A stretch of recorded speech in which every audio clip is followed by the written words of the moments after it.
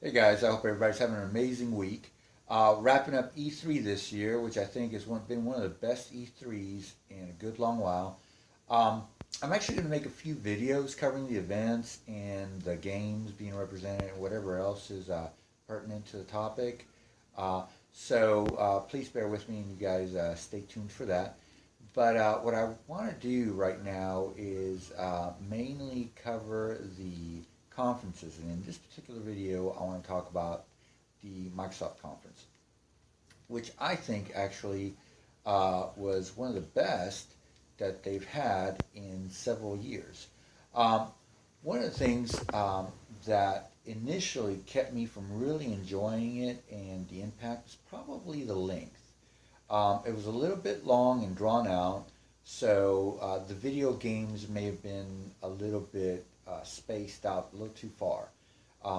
But once I kind of looked at what had been presented, I realized that they actually put out a lot and they covered a lot of things. So um, Microsoft and the Xbox brand, for that matter, has been something I've been a little bit worried about. I am, or do consider myself, an Xbox fan, even though mainly I do like Sony. But I see a lot of potential for Xbox as not just a video game company, but an expression of American culture and American artistry and technical prowess within the international community when it comes to video games. So very proud of Microsoft for taking up the helm in console gaming and pushing us into that world stage. So kind of liked seeing that they did address the elephant in the room in regards to game development studios by announcing the studios that they either acquired or are going to be opening up. I would have liked to seen a little bit more of a comprehensive approach or addressing more of a comprehensive approach towards overall video game design and the commitment to video game design theory because I think that's something that they lack. Sony doesn't necessarily tell you, actually, they do. They do actually tell you what they like in video games, and not only they tell you, they show you. So I guess that's kind of something I want to see from Microsoft in the future.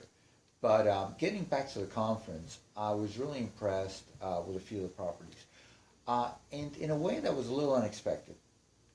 I don't want to delve off too much into the subject of first person versus third, but I was actually pleasantly surprised by how I was more interested in the new Halo than I was the new Gears. It seemed like a really fresh take, and it alluded to potentially a next gen console release, if not an exclusivity, at least a release on something that would, uh, be of the scale and scope of what the Scarlet hardware could do. So that was kind of exciting. And by that I mean simply, what if you could explore the entire ring world instead of just a section of it, in the case of an open world game. So that's a very exciting proposition, or especially if you can bounce around from large areas like ring worlds or planets or whatnot. That would be even more exciting, I think. Again, something potentially of scale and scope of next gen hardware. So, um, really promising. Then, of course, we had things like Ori and Will o' the Wisp, which I'm looking forward to. Again, not a new announcement, but I really did appreciate that. Gears 5 was something that I didn't expect just yet because I thought, well, the game, Gears of War 4, only came out a few years ago, but I guess it's not inappropriate to see something about it. It didn't seem too groundbreaking. It did seem a little bit more story focused. And I do like a third person game far better than I do a first person. There are times where I like to go into first persons when games give me the option, like when I'm investigating an item or looking over a balcony or any kind of a ledge or something. Sometimes looking at it from a first person perspective gives you a better sense of immersion.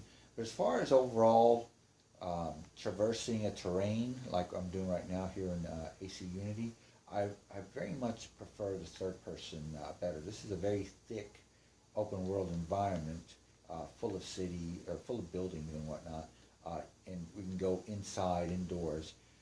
So the scale changes a lot, but I'm finding that the camera can handle it very well. But counterintuitive to my preference, I actually was more excited about Halo, which has always been traditionally first person, than I was Gears. Even though Gears seemed to be going in a direction that I really like more, the whole storyline, and it is a third person perspective, I wasn't quite as excited about Gears as I was the Halo presentation or the Halo reveal. Now, I will say this: the game that by far during that presentation, what I considered the heavyweight was Cyberpunk 2077. This is a game that I've been wanting to play my entire gaming life. It's a game that really, for me, encompasses the whole cyberpunk genre in a way that I would hope I would get to enjoy, which is in a open world, multi-tiered, very dense with a lot of verticality, a very rich and diverse environment. Now, I will say this: it was a huge disappointment to find out about the camera perspective, but that's a topic for another video. But having said that, that was the real heavyweight of the whole presentation, which was a very pleasant surprise for me to see that. Now, having said that, the impression that I got from the trailer is that it's a very meaty game. And by that I mean, it almost seemed like the scale and scope of it was above and beyond what even the Xbox One X can do. Because when you have a world, and let's say for sake of argument, it's about 4 times the size of the first Watch Dogs, which is what basically encompasses a more truncated version of a GTA kind of scenario where you have a large city, but then you've got a little bit of a countryside as well. And let's say it was about that size, so maybe about 8 kilometers by 8 kilometers. With the type of verticality, density, detail, and just breadth of things you could do in that game, it seemed a little meaty. In other words, it seemed a little above and beyond what the Xbox One X could do. So I don't know if this is foretelling that we're going to be looking at a Microsoft console sooner than 2021. I'm not entirely sure. But it's definitely looking like that could be a possibility, and I know CD Projekt Red has stated in the past that it's going to be a game whose systems allow you to be able to utilize, or it's going to be scalable, basically, from 8th gen to 9th gen. So that'll be interesting to say that. So that's basically my impressions. You guys feel free to tell me in the comments what conference was your favorite. Like I said, I thought that this was one of Microsoft's better conferences. I really left it feeling like it was one of their better conferences in the last few years, and that I really got something out of it and things that I really wanted to see. Anyways, you guys rate, comment, and subscribe, and stay tuned because I've got more material coming. Bye-bye.